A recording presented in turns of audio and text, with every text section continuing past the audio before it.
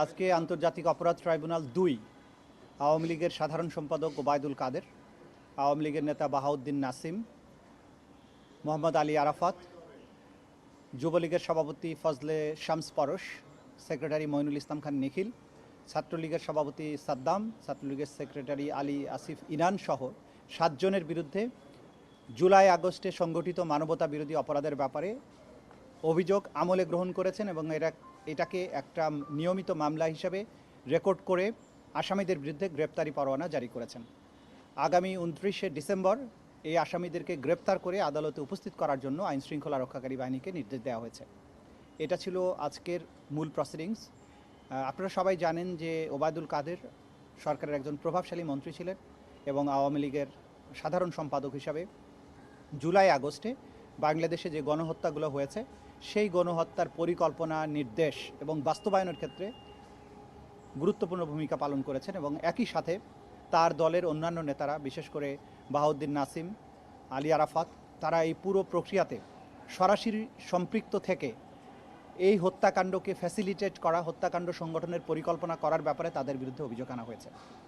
আপনারা এটাও জানেন যে জুলাই আগস্টে যে হত্যাকাণ্ড বাংলাদেশে সংগঠিত হয়েছে সেখানে পুলিশের পাশাপাশি বা অন্যান্য বাহিনীগুলোর পাশাপাশি অক্সিলিয়ারি ফোর্স হিসাবে আওয়ামী লীগ, যুবলীগ এবং ছাত্রলীগ এই ৩টি বাহিনী সরাসরি আক্রমণে অংশগ্রহণ করেছে এবং নির্মম নিষ্ঠুরভাবে ছাত্র জনতার আন্দোলন দমনে তারা হত্যাকাণ্ড চালিয়েছে, অত্যাচার করেছে, মানুষকে অঙ্গহানি করেছে, মানুষকে বন্দী করেছে এবং অন্যান্য ধরনের অপরাধ করেছে। সেই কারণেই ওবায়দুল কাদেরকে এখানে তার কমান্ড রেসপন্সিবিলিটির কারণে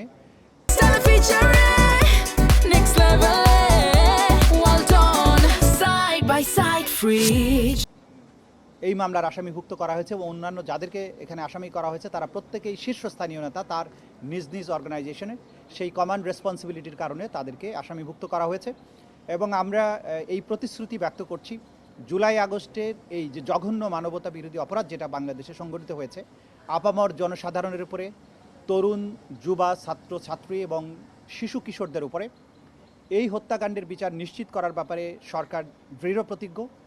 সেই বিচার নিশ্চিত করার যে ধাপ, সেই তদন্তের ধাপগুলো অতিক্রম করে আজকে যেহেতু ফর্মাল তদন্ত রিপোর্ট এসছে এবং এরপরে আনুষ্ঠানিকভাবে অভিযোগ তাদের বিরুদ্ধে দাখিল করা হয়েছে, আমরা দৃঢ় প্রতিজ্ঞ তাদের ব্যাপারে এই বিচার প্রক্রিয়া যথাযথ প্রক্রিয়ার মধ্য দিয়ে সামনে অগ্রসর হবে এবং আমরা নিশ্চয়ই শেষ দিন পর্যন্ত সকল আসামির বিচার এবং তাদের যে প্রাপ্য সেটা নিশ্চিত করতে আমরা কাজ করব। Thank you. আসামিদের অবস্থান কি? আসামিরা প্রত্যেকেই পলাতক আছেন, এই জন্য আইনশৃঙ্খলা রক্ষাকারী বাহিনীকে নির্দেশ দেওয়া হয়েছে তাদেরকে গ্রেপ্তার করে আদালতে উপস্থিত করার জন্য। যদি তাদেরকে গ্রেপ্তার করা না যায় আইন অনুযায়ী অগ্রসর হবে, তাদের জন্য অনুপস্থিতি ডিক্লেয়ার করে পত্রিকায় বিজ্ঞপ্তি দেওয়া হবে তাদেরকে হাজির হওয়ার জন্য। তারা যদি স্বেচ্ছায় হাজির হন তাহলে তাদেরকে ডিফেন্ড করার জন্য সরাসরি নিজেরা আইনজীবী নিয়োগ করে এখানে ডিফেন্ড করতে পারবেন। তারা যদি আইনগত এই প্রক্রিয়া, আদালতের এই প্রক্রিয়াকে শ্রদ্ধা না করেন, তারা যদি তাদের নির্দোষিতা প্রমাণ করার জন্য নিজেরা আদালতে উপস্থিত না হন, সেটার দায় দায়িত্ব তাদের নিজেদের। ন্যায় বিচার তাদের এই পলায়নের জন্য বসে থাকবে না। তখন বাংলাদেশের প্রচলিত আইন অনুযায়ী এই আসামিদেরকে পলাতক ঘোষণা করে তাদের পক্ষে রাষ্ট্রের পক্ষ থেকে আইনজীবী নিয়োগ করা হবে যদি তারা হাজির না হন এবং এরপরে আইনসম্মত প্রক্রিয়ায় এই বিচারটি সামনে। আমরা তুলনা কিছুই করব না, যতটুকু কার অফেন্সের গ্র্যাভিটি কতটুকু সেটা আদালতে যখন সাক্ষ্য প্রমাণ আসবে তখন আপনারা বুঝতে পারবেন। খোলা চোখে তো আপনারা বুঝতে পারছেন যে আওয়ামী লীগের সাধারণ সম্পাদক, সভানেত্রী বা সভাপতির পরে সাধারণ সম্পাদক, সুতরাং মূল প্রক্রিয়ার কমান্ড রেসপন্সিবিলিটি তার আছে। আওয়ামী লীগের অন্যান্য নেতৃবৃন্দ যারা আছেন তারা শেখ হাসিনার অত্যন্ত ঘনিষ্ঠজন ছিলেন, তারা সেই প্রক্রিয়াতে সাহায্য করেছেন, ফ্যাসিলিটেট করেছেন এবং তাদের ব্যক্তিগত দায় আছে।